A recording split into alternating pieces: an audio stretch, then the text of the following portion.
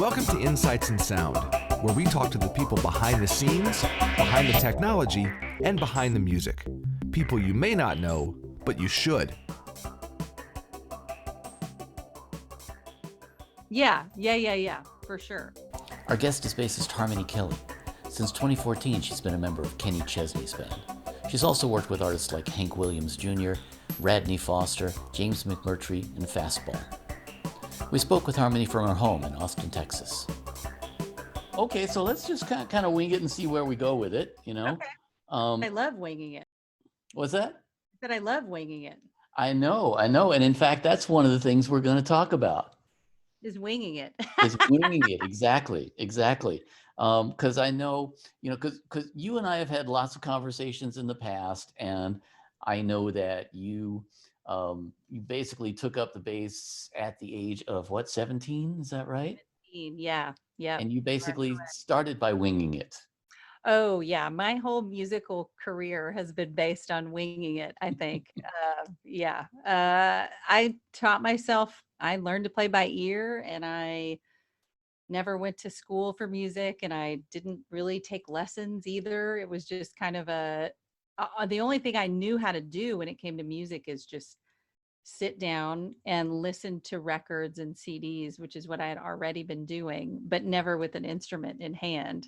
So I thought, well, I know the music, I know the songs. For some reason, my ear was already kind of picking out bass lines. I don't know why, but so when I sat down to kind of learn these songs, I guess it came kind of naturally to sort of feel it out. And so that was, yes, winging it indeed. That was the only way I knew how to learn. There was never a question of like getting bass lessons or going to school for music. I don't really know why. And my parents never pushed me to do that. It was just like, okay, this is what she's doing. She's going to sit down in the living room on the floor, and she's going to play bass to, the songs that are on. So that's what I did. Well, there's a term that probably applies to you. I know it applies to myself and probably a lot of other people I know too. It's autodidact. Autodidact. I feel like I've heard that. Yeah. What? It basically means you're self-taught at almost everything, and I think, of course, there's lots of things that we're not experts on because we're self-taught, but for the most part, you just kind of watch something and figure out how it's done and then go try it and hit the wall a few times and, figure it out, right? Exactly. So that's kind of what I feel like I did for sure. Which I think is, there's something endearing about that too.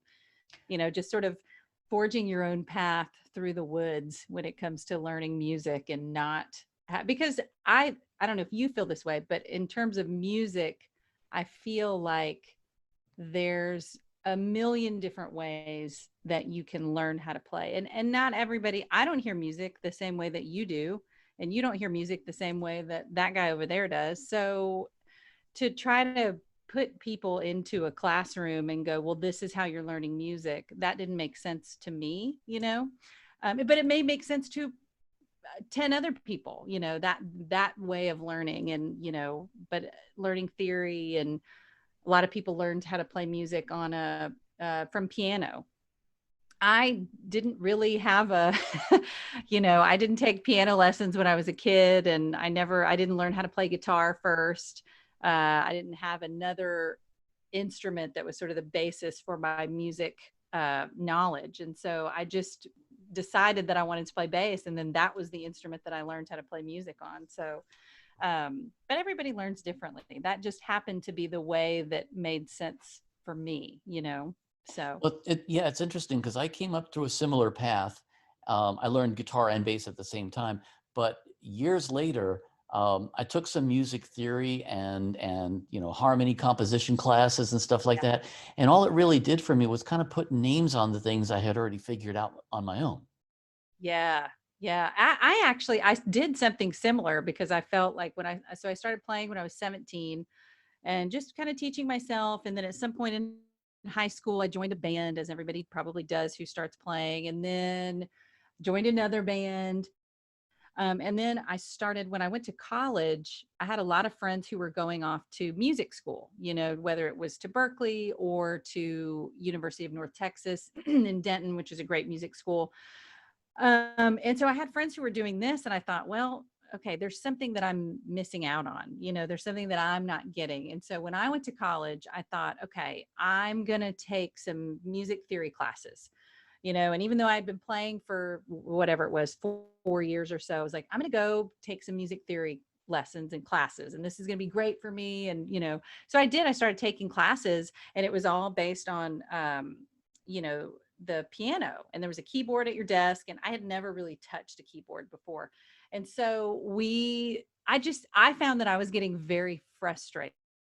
So while you had this like, oh, I'm learning the names of the things that I already know, for me, it was like starting over in a way. Like I had already been playing for 4 years or for 4 or 5 years or so. And then to go back to square one and try to learn music in a completely new way that I found did not jive with the way that I was hearing music or wanting to learn music. So it was a frustrating process for me personally. But for some reason I had this need to, like I was missing out on something that other people that I knew had a grasp on. Like music theory was this mysterious thing that I didn't understand. And if I didn't grasp it, I wasn't going to be able to make it in music, so. My thing was reading music. I Yeah. mean, the music theory thing, I agree with you. I think it kind of slowed me down a little bit. What really slowed me down, to be honest, what really infuriated me was I took a class on what they called classical harmony, Oh my where you gosh. have to write these 4-part, these 4 musical, like a string quartet kind of thing. Yeah. But there are rules like no parallel fifths and no parallel octaves. And they're the antithesis of everything you kind of pick up if you're a rock and roll player, Yeah. Yeah. And so I found it really frustrated me more than anything else. But I think it's interesting because, yeah, you learn a lot of the stuff, the rules that are made to be broken and everything.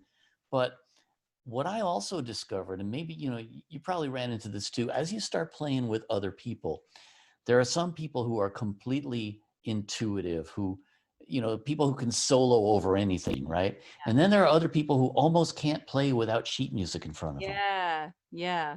I absolutely have encountered that for sure because, and I've heard that comparison so many times that there's so many people a lot of people who grow up playing by ear and are self-taught. Um, because you have such a good ear and you're constantly having to listen and watch and watch other people, that you just sort of develop this ability to kind of fit yourself into different situations and be able to improvise and solo over things that are happening because you're listening. And then there's these other super accomplished players who could play every note and know every scale and know every mode and this and that, but unless there's this piece of music in front of them, which if you put a piece of music in front of me, I would be like, I don't know what to tell you, but I can't. Sorry. Slows me down. You know what I mean? Like Yeah. I just can't. I don't see music that way. I don't feel music that way. It's just not a thing. And I'm okay with that. I've come to terms with it. But you can put this super complex sheet of music in front of these players, and without ever hearing that piece of music before, they can just rattle it off like it's nothing. But then the moment you take that sheet away, it's like the roadmap is gone, And so I find that very interesting that there's these two camps of players, and there's probably, there's these two camps, and there's all these little segments in between of different people. Right. I mean, I know lots of people who can do both, and those are, of course, the total threats. I mean, Totally. those are the people I envy because, yeah, I'm like you. I'm one of the more intuitive ones, and if you put sheet music in front of me, I'm going to play it at half the speed I could just play it if I memorize the part. Right. Exactly. Yeah. Completely. I Mhm. totally get it. Funny. See, Yep. It's true. But, and I think it's interesting to me because music to me always, as you say, it kind of came intuitively.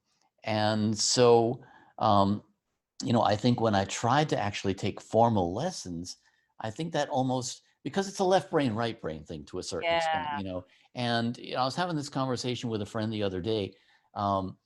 Musicians tend to be typically right-brained in terms of the creative process, but learning your technique, learning your way around your instrument, learning that brain to finger coordination, that's all left brain stuff. Interesting. So you That's really so kind of have to, interesting. you have to Yeah. learn the left brain stuff so that you can integrate it with the right brain stuff, I guess. Yeah, yeah. I was always a very visual learner, and I really well, it's funny. Like I'm ear trained, like in that way. Like I learn by ear, and I feel like I have a pretty good ear. But then I also am a very visual person, and so I see patterns on the bass, and so that's how I kind of started to learn everything. And so when I learned how to play, I remember I got my first bass and I got an amp from like one of the local music shops that isn't around in Austin anymore. But and then I got one of these like learn to play bass, like beginner bass books by Mel Bay Mel or something. Bay. You know what I mean? Like one of the I know Mel Bay. I got one of those. I probably still have it actually, but it was like learn to play bass. And there were all these pages of like super simple, sheet music, like learn to play this. I bypassed all that. And then there was this one section in the middle that was like the centerfold, you know what I mean? But it was like it was a 2-page spread. Bass porn. Bass porn. Yeah, exactly. It was the whole neck of the bass. And it showed you a visual picture of, okay, here's the bass and here's all the open strings. And here's where all of the notes occur on the neck of the bass, the entire way. And so I was like, oh, interesting. And so in my mind, I was like, I have an idea. And maybe this is like the crafty person in me that picked up that from my mother. But I went and got some construction paper and I cut out different colored little squares of construction paper. And E was blue and G was pink and, A was red. And so every note had a color. And I cut out these little tiny squares based on that picture in that Mel Bay bass book. And I taped them all over the neck of my bass. And so I started to see visually like where all of the E's occurred and where the A's occurred. And then you start to see patterns and you start, so that in my mind at 17, I was like, well, this is obviously how I'm going to learn how to play bass, so I don't know, maybe it served me well, but Well, the best part of it is probably just around the time you're getting into it and figuring it out, the little pieces of cardboard start falling off the neck and yeah, timing. Yeah. the tape starts to wear down and the pieces fall off. I'm like, I know where that E is I know now. where that E is. Yeah. I don't know. It made sense to me at the time. Like it wasn't even, I didn't ask anybody. I wasn't like, hey, is this dumb? I just went, oh no, I'm doing this because that makes sense to me. And so I did it. Yeah. But now I look back and I'm like, that's so interesting to me that in my mind, that's how I thought it would be best for me to learn how to play the bass. Not like, hey, can I get lessons? I never asked my parents if I could take bass lessons. It's so funny, but who knew? Funny. Yeah. So let's talk about sort of becoming a budding young musician.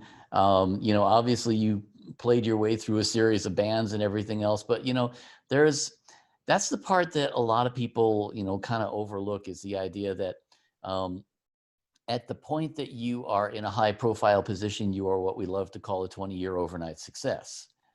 Right. So there's got to be a whole lot of woodshedding, but beyond woodshedding, there's a lot of other stuff that goes into getting the gig, the networking aspect of it, all of that.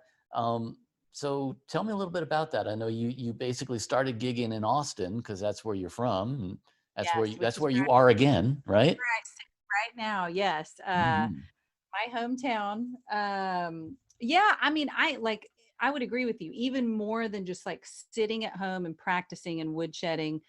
I like just getting out and playing in bands and learning what it meant to be on stage with other musicians. And I remember like when I got comfortable enough with the bass where I was like playing gigs. My dad has always played guitar. And so he had this group of guys here in Austin and they would get together and they would play, small outdoor little gigs at a restaurant or a pub or whatnot. And I knew all these guys since I was a little kid. And so at some point, they said, well, why don't you just come play bass with us?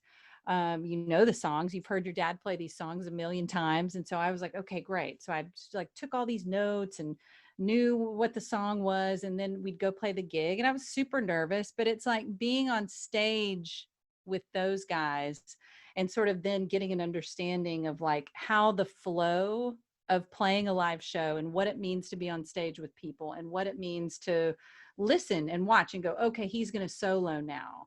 Okay, I understand. And then it's going to drop down and we're going to do this little breakdown section and then it's going to come back in. Like you just sort of start to understand what it means, song structure, playing with other musicians, trying to not be nervous on stage and dealing with, people calling audibles, because it's like, I always wanted to know as a kid, well, what's a set list? I want to have a plan. I'm very organized and I feel a little out of sorts if I don't have a roadmap, because I've got my little notes and I don't want to mess up because then it makes me look bad. Right. But really the reality is like, that's what it means that's a part of it too, is being okay, like letting go of the need to control and being okay with not knowing. And so early on, I was so concerned with, being perfect and like not wanting to mess up. And then at some point in my 20s, I started to play in different bands and with different artists. And there's this one artist in particular who I played with a lot, named John D. Graham here. And he's, I don't even know how to describe John D. He's a rocker. He's got a real gravelly voice, sweet as a teddy bear, but intimidating. And I picked up a gig with him because I'd played with the drummer. And I was this was like one of my first bigger gigs at the Continental Club here in Austin. And I remember there was no set list. There was no plan. There was no rehearsal. And in fact, if he ever brought a new song to the table, it was like, heads up, I'm like 300 people out there watching it. I'm playing the first chord. Guess what? You don't know this song, but by the end of it, you will. So yeah, I can't remember what he used to say, something like, hold on or something, or hold on to your horses or what, it was something like that when he'd start a new song and I'd be like, oh, heads up. That's what he'd say, heads up. And he'd look at me and I'd be like, oh my God, here we go. But it made me a really good learner and listener because you pay attention. You don't have time to be in your own world and you're really playing with the other people that are on stage. And so for me, that was huge, just learning how to be in a band with other people and communicate, and that it's not about me. It's not about me at all. I'm there to serve the song. And we all are. I'm not there to solo. No one wants to hear that crap. Like I am here to play the song and play with this artist and, bring what I bring to the table. But really it's a group effort, so. Well, it's interesting that you mentioned that because, I think, well, first of all, I think the idea of, what you learn in learning to listen with other people, that whole art of ensemble playing, that's huge.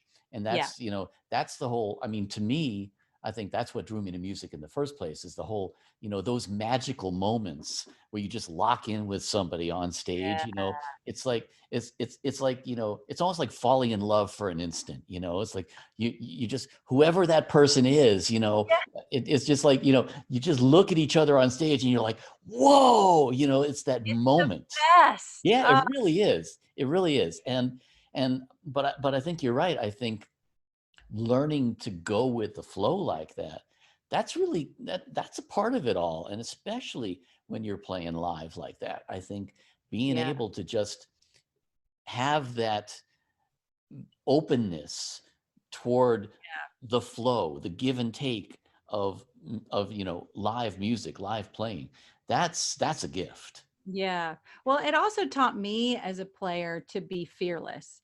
Which is not something that I had before that experience. That same artist that I mentioned, he used to, and this does not go for everybody that I play with, because people would hear me say this and go, no.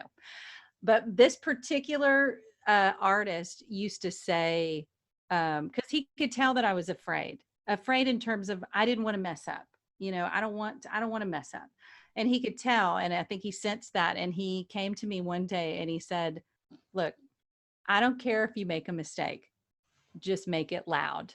And that was like I was like, what? No one's ever, you're basically telling me just go all in. Warts and all. Don't be timid. Like, just balls to the wall, do it and go for it. And if you F it up, then get out of there. But like, don't be so scared that you don't try. you know, and that totally changed it changed the way that I played. And it also changed my demeanor on stage, because it was like he was kind of giving me carte blanche to go for it. And no one had ever told me that before. And in my mind, I had told myself that it wasn't okay to take chances, you know, but that I just had to sort of like do what I know and don't mess up, you know? So Yeah. I don't know. I learned so much from him, and I've told him a million times, even still. But yeah, he changed the way that I played and sort of approached being on stage in general. And then from there, after that, I was in other band gigs where I was able to use that fearlessness, because it came in handy, like in all these other bands that I was playing in. So I'm so grateful that I had that instilled in me at such an early point in my bass playing career, you know.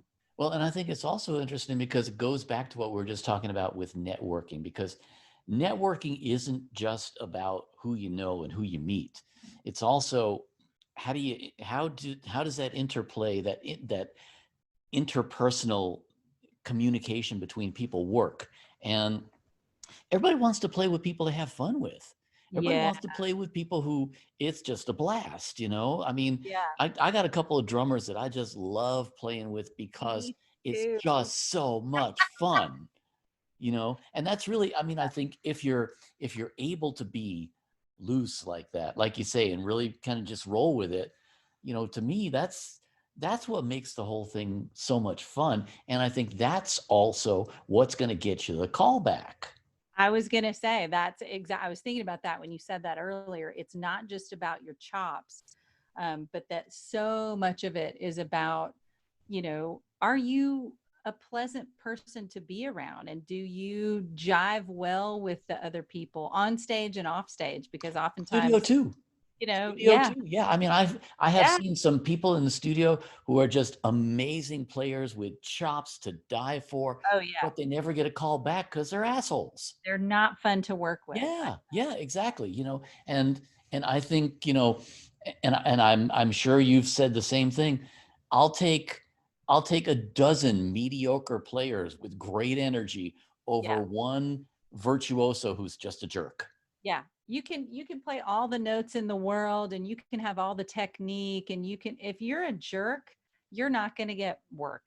At some point, if you're really gigging and you're on the road, whether you're in a van or in a bus or on a plane and in hotels, like you're living with these other people for a period of time when you're on tour. And so the last person you want to be out there with is somebody that's like, everybody goes, man, this person is making our lives terrible. Because when you're playing music, which is this great creative release and this amazing thing that you all get to share on stage, and this beautiful thing that we're making, that we're all working towards, you don't want to have weird resentments and bitterness and passive aggressive clickiness. And I have been in those bands, and it is not fun. Yep. So, you I've know, been in them too. you have, I know, I'm sure everybody has. People that Yeah. are just going, yeah, I mean, I've definitely been in that band, or you are in that band right now, and you're going, how do I get out of this? Damn, I need the paycheck, but boy, I want to get out of here. Yeah. It's just like at some point when it becomes that toxic, it's like it takes away from the reason why you're there, you know. And music, to me, I have a hard time playing music when I'm feeling heavy and there's toxicity in the air and there's weirdness between, you know, a couple of band members or something. It's hard to sort of let go of that and just, you know, be free to be creative. So yeah, nobody wants that. I mean, I know I've talked to you about this, but when I got this gig with Chesney, which I'm sure we'll talk about at some point, um, one of the things that the band leader, I mean, it was a series of little interviews before I actually met the band, but the band leader said, look, before we even have you come in and audition, the band, we want to go to lunch with you, and we want to meet you. And, you know, and he said, because almost more important than your skills as a bass player is, are you a good hang, and can we all get along with you? You know what I mean? And I totally got it after years of being in bands where that was so important. It wasn't even a thing. I went, yep, of course. You're probably relieved that they Oh my approached it gosh. that way. Yeah. Yeah. I thought, wow, okay, we're going to get along then because you understand it. And if you're making that important, then it's going to be great, you know? So, yeah. Yeah, absolutely. So that's kind of a nice segue. And it's a nice segue into the gender conversation, which I want to go into and get out of as quickly as possible. We'll dip our toe in and then run away. Yeah. Well, because I hate those conversations because obviously they need to be had, and there are things that, we want to address about it. But at the same time, one of the things that I have found in every band that I've worked with, in every situation I've worked with, is that the healthiest relationships are ones where we're gender agnostic, where you're my bass player on stage. I don't even think about the fact that you're a woman or a man. You're my bass player, and that's not to depersonalize it. It's just to say, in our perfect world, which of course nobody really lives in, but in our perfect world, wouldn't it be great, if we could overlook all of the gender issues? But let's dip our toe in it a little bit and just tell me, because I'm sure that you had all the usual stuff coming up of carrying your bass rig in and having somebody say, "Oh, you helping your boyfriend?" and all that stuff. Yeah. Sure. So how did that, how'd you deal with all that stuff? I mean, yes, I've had that exact thing happen to me before, as I'm sure other women musicians have. But I was loading into some small gig in Austin, and the guy I was dating at the time was actually carrying my bass, and because probably I insisted, I was rolling my, bass cabinet up the ramp or whatnot. And some guy at the bar looked at him and said, "Oh, it's a really cute roadie you got." And he went, No, this is her gig. I am here carrying her stuff. I'm the roadie. I'm the roadie. Yeah. So, I mean, and it's funny and it's like endearing and cute and all that stuff. And I also think that at some point, like that guy who made that comment at the bar, maybe he never has seen a female bass player, a woman on stage playing bass or drums or doing anything but singing. So not that I'm giving him a pass, but perhaps it's just not in his realm of experience to know that that would be a normal thing to see. And so my thought behind it always was, I mean, it used to annoy me more than it does now. And I think as a younger player, I needed to prove a point and I needed to, teach you a lesson and all this stuff. And then at some point it got to like, well, the best way that I can sort of show you my perspective is to just get up on stage and play, and to just go, okay, here's me with the bass on stage. So the all I need to do is just play. And then that will immediately have you go, oh, okay, got it. Now I know to never assume anything, the moment you start making assumptions about people. So yeah, that was always my best comeback. Or it has been in recent years, is to, instead of getting mad or angry or trying to pick a fight, because honestly, that does nothing but incite more anger and frustration and whatever. So is to just go, okay, well, I'm just going to get up on stage with this bass, and then when the gig is over, you tell me whether you think it's awesome that a woman's on stage playing bass. And then maybe from now on you'll be like, oh, no, I saw this girl on stage and she was amazing, and like I had no idea, and it completely changed my mind about what women musicians can do. That's my goal. You're optimistic. I know. I know, I'm very optimistic. Unfortunately, what happens more often than not is you'll hear something like, well, you're as good as any guy.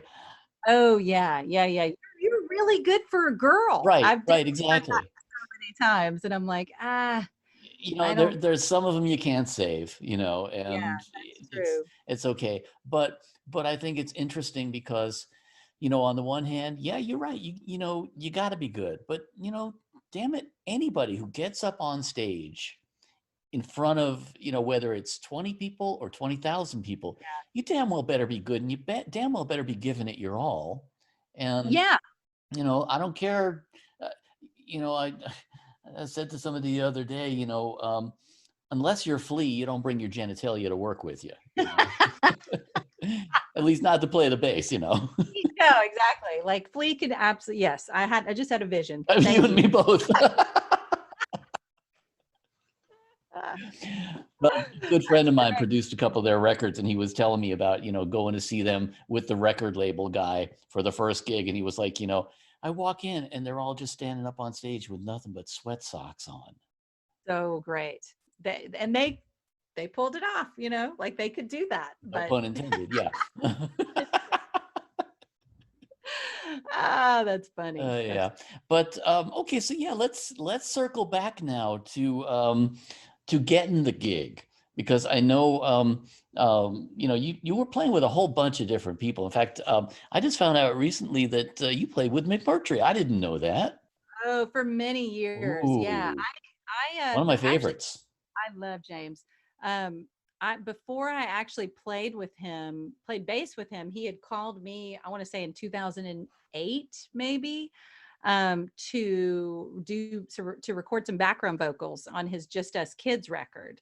And I was so floored by that. And so I did that. And then shortly after that, I started playing bass with him at the Continental. So I would do a double header. That guy I mentioned before, John D. Graham, he would play at 10 or 10:30 at the Continental every Wednesday. And then at midnight, James McMurtry would go on. And so I would usually play with both of them. Whoa. And so it was a very long night. Hardcore. But so much fun. I mean, that was some of the best times I've ever had. And I love James McMurtry. I'm such a fan. So yes, Yeah. that's one of those, that's like Americana royalty, I agree. I agree. His dad's amazing, an amazing writer, obviously. So such talent. There's a few folks like that I just on my bucket list of people I wanted to play with was him and John Hyatt. Oh man, yeah. Awesome, so anyway, writer. so let's circle back to that now. Tell me about auditioning for this gig, because those kind of gigs don't fall out of the sky, obviously. No, they don't. I actually, so a really good friend of mine who's also she happens to be a female bass player, and she's from Austin. She had moved out to Nashville, I don't know, 10 years or so ago, and she was kind of making some headway in the session scene there, and she started to know people, and she kind of knew that I wanted to kind of break into that scene, but that I really didn't know how. And at some point this is maybe in 2012 or so, 2013, she had to take some time away. Actually, she was going on to have maternity leave, but she was playing with Hank Williams Jr. and she had been doing that for probably 5 years or so. And so she was going to take some time off, have her baby, be at home and all that. And it was going to kind of work out for me to come in and sub for that gig. And so she said, you're still in Austin, but this would be a really great opportunity for you and a great way for you to kind of get your foot in the door in Nashville. And, you'd come in on this amazing high profile gig. I could go off and do this and then come back, and it would allow you to meet all these great people. So I did end up doing that for a bit. It didn't work out for other reasons, but it ended up kind of being one of those blessing in disguise things. So I ended up staying in Nashville, and kind of through the same channels got a call to come in for an audition, which was a private audition. Nobody knew that Chesney was looking for a bass player, because you're not putting that on Craigslist, because 4,000 bass players would show up at sound check to try to audition. So it was kind of like different people from the band put a name in the hat, and said, I think this person should come audition. And they were very secretive about it. And it was a big deal because the bass player who had been with Chesney had been there for 20 plus years, Wow. So they weren't taking it lightly. And I know and knew at that time that I had very big shoes to fill. And so, yeah, I got called into this audition, and I'm telling you, I still laugh now because the band leader made it seem like, oh yeah, it's super low key and it's just going to be the band there. We'll just bring you in. I'll send you some songs. We'll play through 5 or 6 tunes and that'll be that. And I went, oh, great. That's great. I've done this before. That's very low key. And so of course I get to sound check Nashville. It's in one of the big rooms. The entire crew, the whole audio crew is there. The production manager is there. The tour managers. I'm like, are you kidding me? Like there's a cast and crew of people there. I know those rooms. Yeah. Oh my God. And so it was super intimidating. Yep. And I had never, before that audition, actually, I ended up renting a 5-string bass because, I know the whole thing is, I'm like, how am I here? That's not an easy adjustment either, going from 4 to 5 strings. No, playing 5-string is something that I'd always kind of resisted, but it was in the back of my mind, Yeah. I probably should do that at some point, but it just wasn't calling to me.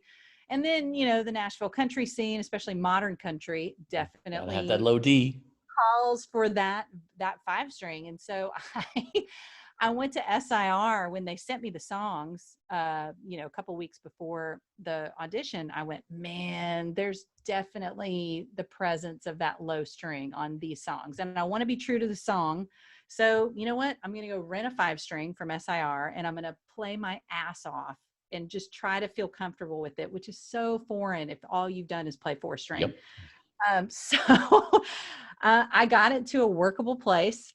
And then I went in with said 5-string and I did the audition. And then on top of that, I had never put a pair of in-ears monitors in my ears before. Ooh. And everybody in Nashville, I mean, everybody has their own pair of in-ear monitors. Yep. And so from Austin, I'm like playing little, dive bars with a shitty wedge, so that's what I knew. So when I got to Nashville, I was like, oh God, okay. And so the monitor engineer was so sweet. And so he could tell that I was like stepping into the really big body of water that I'd never been in before. And he was like, do you have your own pair of in-ears? And I said, no, I don't. He was like, it's okay. I've got these. They're kind of universal. You squeeze the end and kind of put them in. And I was like, okay, great. So I'm playing an instrument I'm not comfortable with in a room full of, I don't know, 3 times more people that I thought were going to be there. And then now I've got these weird in-ear monitors in. Like the whole thing was set to potentially be a disaster for me, and I'm singing on like 3 of the 6 songs. Ooh. And they're recording it. So Kenny wasn't there. They had an iPhone and they recorded the whole thing because I was auditioning. And then I think later in that day, there were maybe 3 or 4 other people that were auditioning. They recorded all of our auditions, sent them to him. And then he picked one person that he wanted to come back in with and rehearse like in person. And so the whole thing, what a nightmare. You know what I mean? Like that process, so much anxiety was involved in that. But I mean, it's one of those things where when you're in a moment of like borderline crisis, you kick in and it's fight or flight. And man, I was not going to leave. I was fighting. So I did it. And I think I kicked ass. And then I got called back a couple of weeks later and met Kenny, and the whole thing is, yeah, here I am. Yep.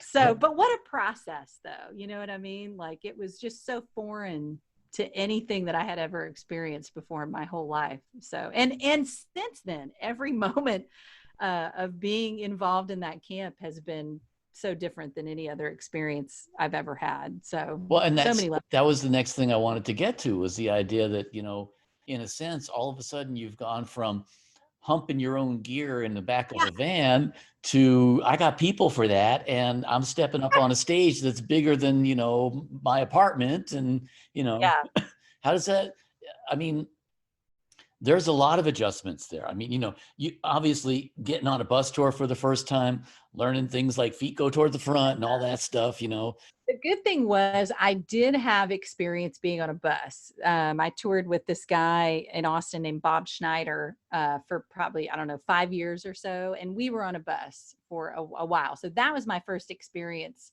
on a bus. So at least, there was one thing that I could go, oh, I've done that before, but everything else, oh my gosh, like really like the crew of people, um, that's still kind of continues to be so foreign, because we travel with probably, I don't even know, a crew of 80 or so guys, crew guys. And then that's like our backline techs, the monitor, the front of house, all the audio guys, the video crew, the lighting crew, and then that doesn't even factor in like catering and the bus drivers and the truck drivers and local crew.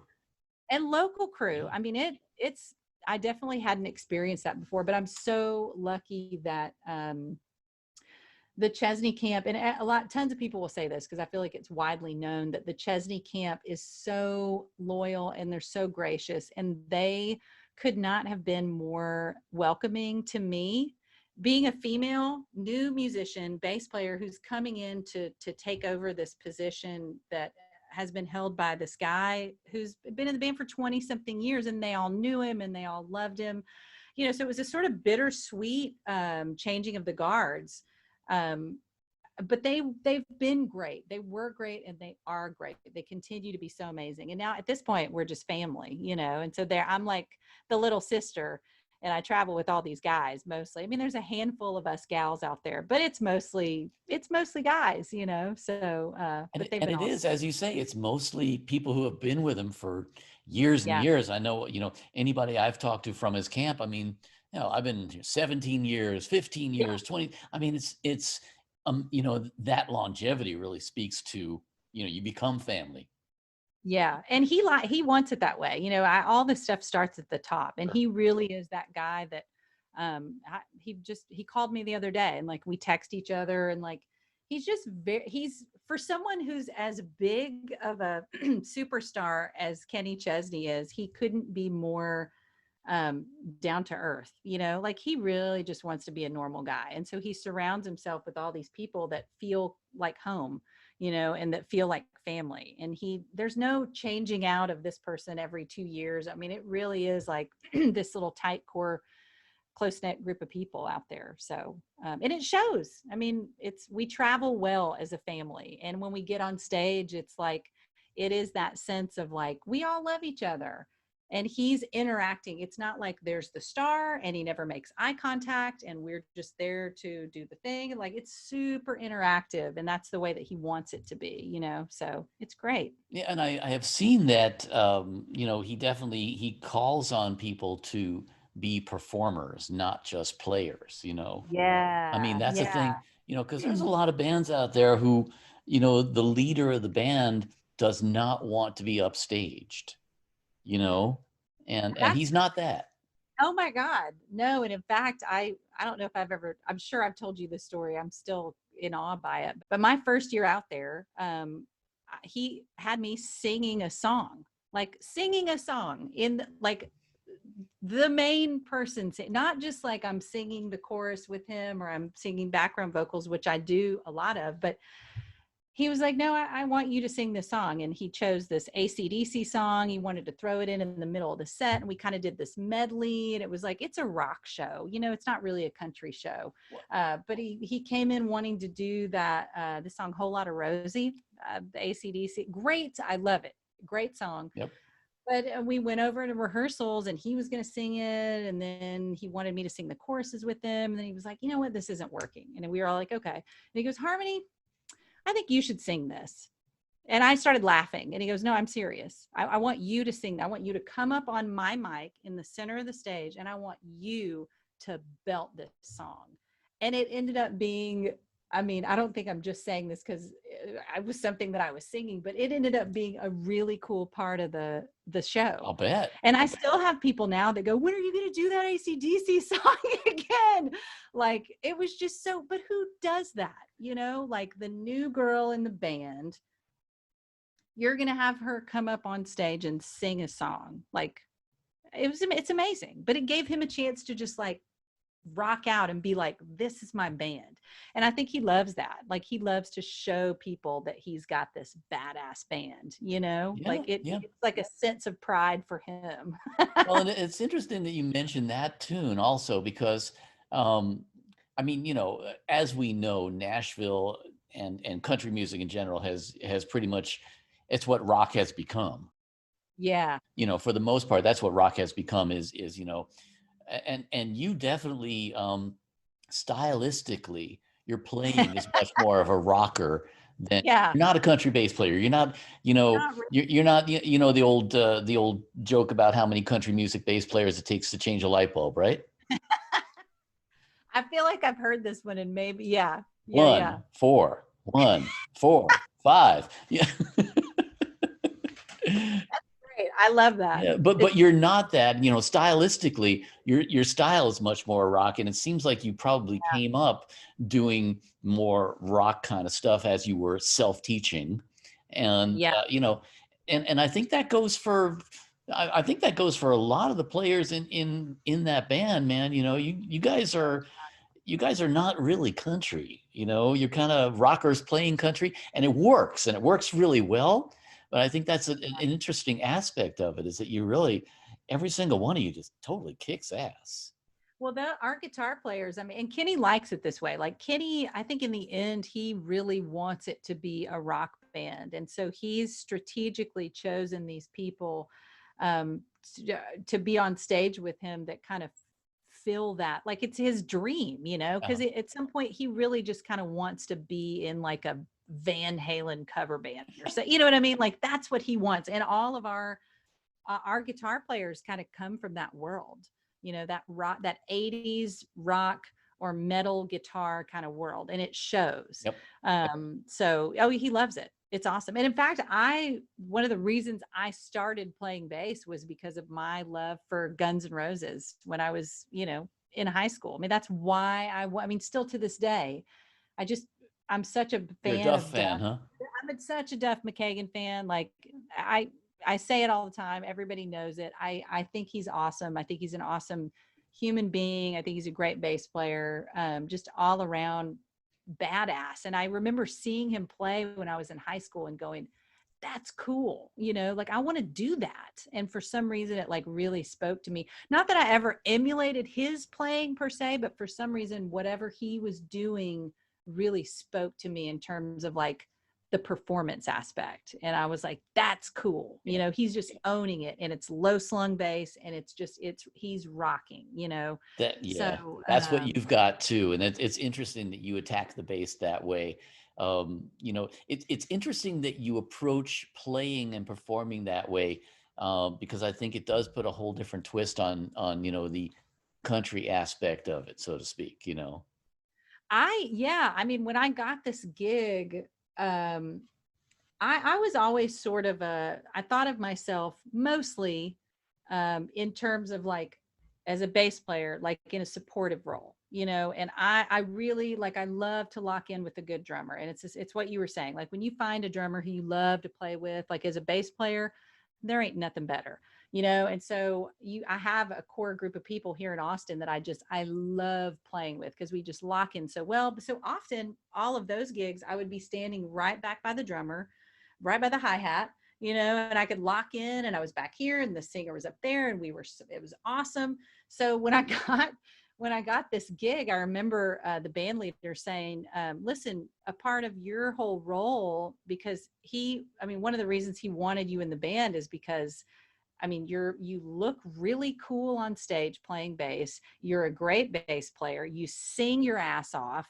So you have all these cool elements. And so he was like, you're going to be wireless. You're going to be expected to get off of our little set. We have this big set up on stage, a series of risers, you know. And he was like, you got to jump off of that and go down. And we have this big thrust that comes off the end of the stage and goes out into a T into the audience, you know. And so like, you're going to run down there with him, and you're going to, you know, drop down on your knees and jump off the drum riser and like, whatever, at your discretion, but you're going to be moving because it's a performance, you know. And so all eyes on you. There's nothing more terrifying than like when you first get this gig to like be playing and then turn around and see yourself like 40 feet tall up on the screen. Like, oh God, wow. I mean, it's insane. Oh my God, I got a zit. Yeah, exactly. Is that a booger? Oh God. So thankfully that's never happened, or at least I don't think it has. But it's amazing. I mean, I had to approach that aspect of my bass playing in a completely different way, like the performance side of it, because I always like be there, play bass well, sing well, lock in with the drummer. Like that's all stuff that I've been doing for a while, but like, okay, do all that stuff and also go out and run around and interact with Kenny. And oh, by the way, there's going to be moments where you're out playing and he's going to come up and put you in a headlock and do this. And you're going to have to really keep the intensity the exact same. Like that's happened so many times, or like, and then so many other things. Like at some point on my birthday, I don't know, 4 or 5 years ago, he brought, we were in the middle of playing a song and he brought this handful of birthday cake out on stage and just like did this to me and put it all over I know, can you believe it? I love him to pieces, but I thought, really, in the middle of a show, like I'm out on the tee, I'm out on the thrust with the band, with the guitar players playing, and now I have birthday cake all over my face.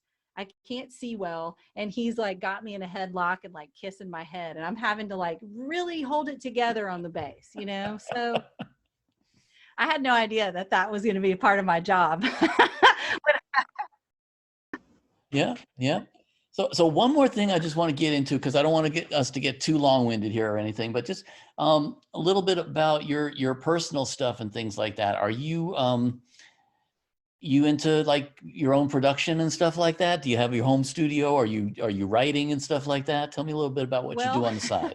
Obviously, with this whole pandemic, everybody's having to kind of rethink what it means to play music and be creative and share and do all that. Because we should be on tour right now until the end of August. We should have been touring from about April to the end of August, and that got postponed to next year. So right now I have nothing with Chesney until next May. Yikes. Which is kind of crazy considering we're just in August. So all of that has really kind of made me rethink a bunch of things. And I've started teaching myself this, home recording software. There's so many, like Pro Tools. The one that I'm currently using is Logic Pro. And so, yeah, just got myself an interface, got Logic Pro, started learning that, I have a million basses. I have a drum kit, which I also have continued to play almost daily. All right. Yeah, that's the one instrument that's a challenge. Oh my God, I love it. To me, that's probably, I can find my way in almost any instrument, but put me in front of a trap set and I just become an orangutan. I can't do a thing. That's so funny. I'm so the opposite. If you hand me, I can play some chords on acoustic guitar, piano, forget it. No idea. So yes, I've been playing a lot of drums, but I'm really starting to getting into this, a ton of musicians that I know are doing remote session work. Yep. Now, because people are still going into the studio, but especially in Nashville, there's a bunch of people that are cutting demos, and you don't want to necessarily take up expensive studio time. And so there's these websites.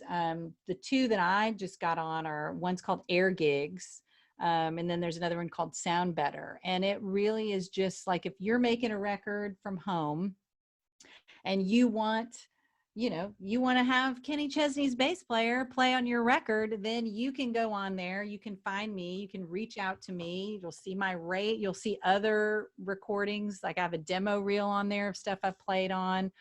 And then you send me your track, and then I'll send you back some wave files, and we'll see if we can make some magic happen. So it's like, I don't know. It's a new thing for me.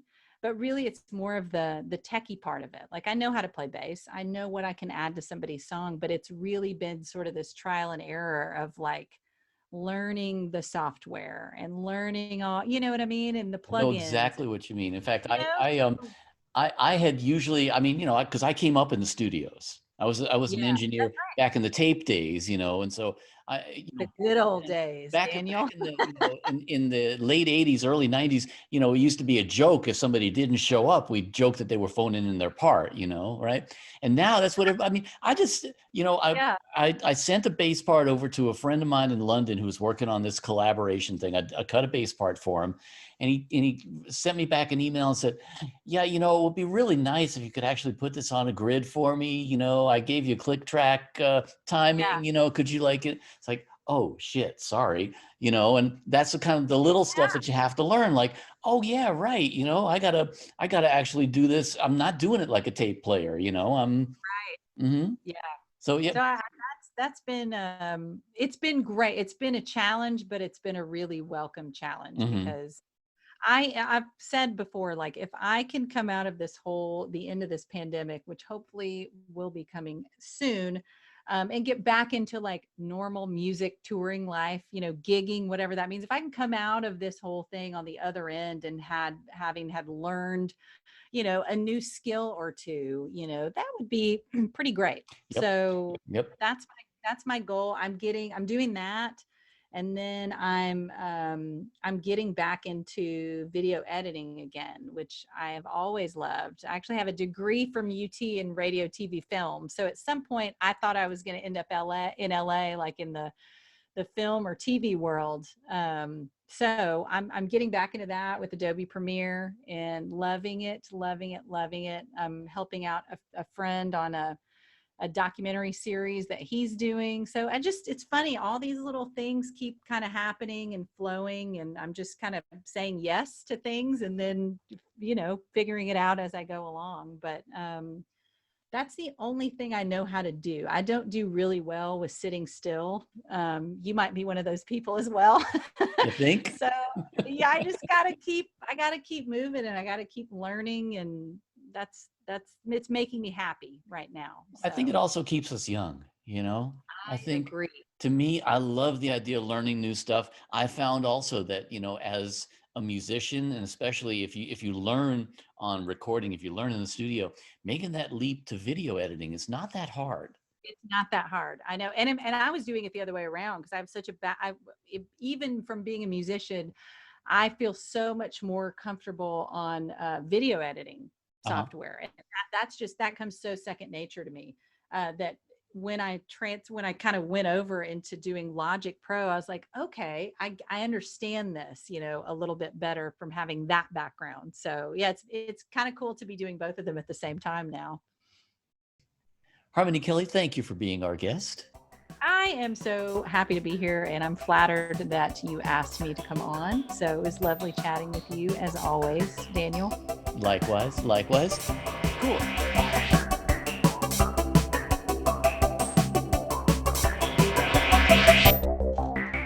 So it's just a matter of like getting it right, you know? Mm-hmm.